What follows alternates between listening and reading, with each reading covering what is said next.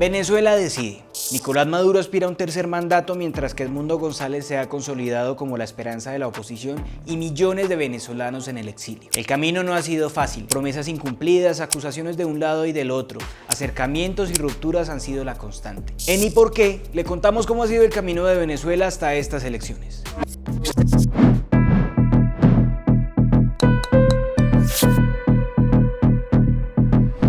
En medio de una inflación desbordada, de un salario mínimo insuficiente para cubrir la canasta básica, de constantes cortes de energía, escasez de medicamentos, deficiencias en los sistemas sanitarios y educativos, entre otras, para muchos venezolanos la atención durante los últimos años ha estado puesta en vivir o sobrevivir el día a día. Si a esto le sumamos un historial de promesas incumplidas por parte del gobierno, el aislamiento internacional que el régimen ha podido sortear, los cambios de rumbo e incluso las fracturas dentro de la oposición, por mencionar solo algunos factores, la idea de unas elecciones y sobre todo de unas elecciones libres parecía esquiva e incluso lejana. Sin embargo, en 2023, tras una serie de acercamientos y negociaciones que venían desde el año anterior, el diálogo entre la oposición y el gobierno de Nicolás Maduro se destrabó y se concretó lo que se conoció como los Acuerdos de Barbados. En Venezuela y la región se volvió a hablar activamente de las elecciones. En esto fue fundamental no solo el rol mediador de un país como Noruega, sino el acompañamiento de actores claves como Estados Unidos y Colombia. Aunque el primero desde 2019 no tiene relaciones diplomáticas con Venezuela, bajo el gobierno de Joe Biden, que inició en 2021, la estrategia dura de Donald Trump se transformó en una dinámica de zanahoria y garrote. Ante señales positivas desde Caracas, Washington respondía con ciertas flexibilizaciones. Por ejemplo, tras la firma de los Acuerdos de Barbados, en la que los derechos políticos y electorales son centrales, con miras a unas elecciones libres, algunas restricciones petroleras para Venezuela fueron suavizadas por parte de Washington.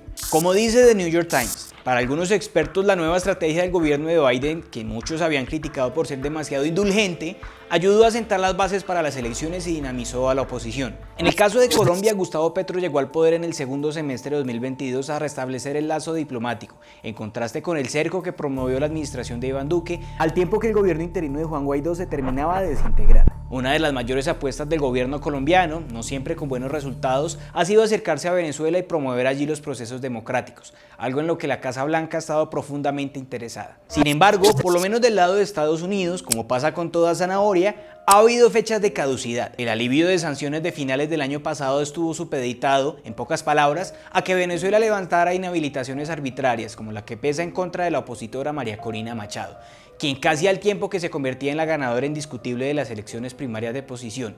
Es decir, ella era sin duda la candidata para las votaciones cuyo camino se comenzaba a delinear. Eso no pasó y por el contrario, alegando supuestos complots contra el presidente, la persecución del régimen contra la oposición y la sociedad civil ha arreciado en 2024. Decenas de personas eran detenidas mientras Venezuela delineaba el cronograma electoral, con plazos muy cortos y pocas garantías, según denunciaron distintas organizaciones y la misma oposición. Apegada a la idea de derrotar a Maduro bajo sus propias reglas, la oposición se apresuró a inscribir candidatos. Manuel Rosales y Enrique Márquez estuvieron entre los nombres inesperados, por no haber estado en la discusión. Pero si hubo uno aún más inesperado fue el de Edmundo González, el candidato temporal que llegó en reemplazo de Corina Lloris, una académica que buscaba tomar la batuta de María Corina Machado.